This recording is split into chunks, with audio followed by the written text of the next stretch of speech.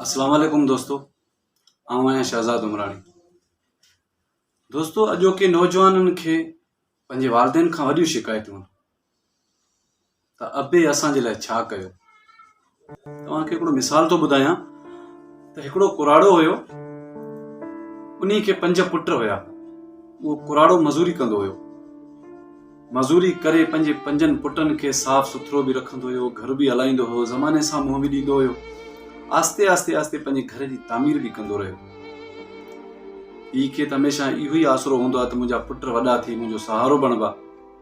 पुट बि वॾा थिया, वक़्तु गुज़री आयो। जॾहिं सिहत खां थोरो पोइते थियो, जी सिहत ख़राब थियण लॻी, वज़न थोरो पुटनि जे कुल्हनि ते पियो त पुट ताननि ॾियणु शुरू कयो त अबे असांजे लाइ छा कयो। सदाईं ॿाहिरां अचनि, चिड़िया अचनि त अबे असांजे लाइ छा कयो। गैरतमंद कुराड़ो वीचारो ॿुधंदो हुयो, छा करे पुटनि खे कुझु चई बि न पियो सघे, सिहत बि साथ छॾे वई। पोइ आख़िर में हे बीमार थी पियो। जॾहिं बीमार थियो, मौत जे वेझो पहुतो त पुटनि खे घुराई। पुटनि खे सभिनी खे गॾु घुराए विहारे ऐं चई त तव्हां सदाईं मूंखे ताना ॾींदा आहियो त अबे असांजे लाइ छा कयो। तव्हां वियो त अॼु मां तव्हांखे पंहिंजी ज़िंदगी जी सॼी कमाई थो ॿुधायां। मां मज़ूरी करे जेका बि दौलत ठाही, उहा दौलत हिकिड़ी पेटी में बंदि करे हीअ जॾहिं जॻह मां तामीर कई त उनजे हेठि रखी छॾी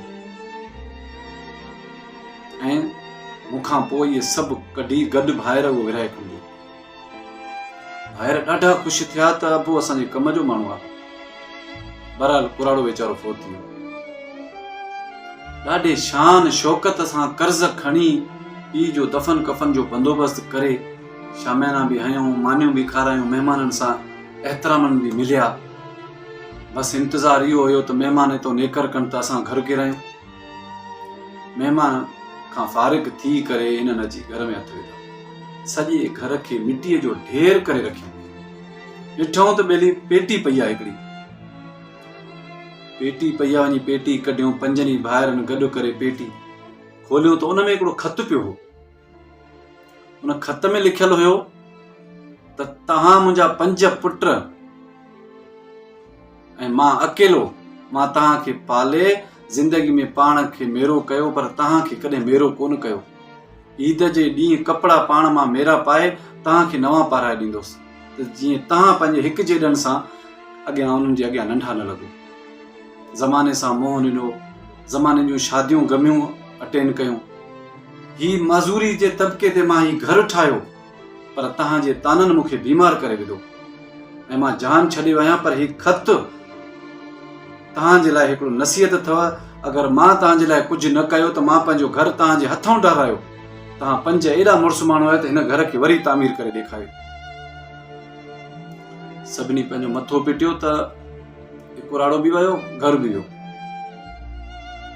दोस्तो, ही मां ताननि जे लाइ न हूंदा आहिनि। अगरि तव्हांखे कुझु करणो खपे, पंहिंजूं सलवारूं नंढियूं कयो, डिज़ाइन वारियूं ॾाढ़ियूं रुॻो न ठारायो, पंहिंजे घर जो बि ध्यानु कयो त घर में छा थो अचे, केरु थो आणे ऐं केॾांहुं थो अचे।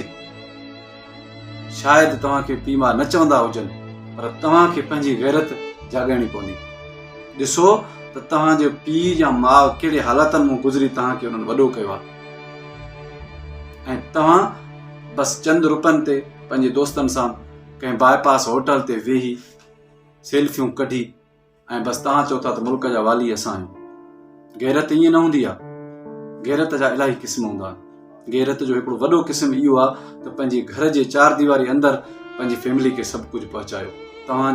उन जे लाइ तव्हांखे कुझु बि करिणो पए, मज़ूरी करणी पए, मेरो थियणो पए, खणी तव्हांखे अगरि बूट पॉलिश करिणो पए रोड ते कयो, पर पंहिंजी फैमिली खे घर जे अंदरि सभु कुझु मुहैया करे ॾियो।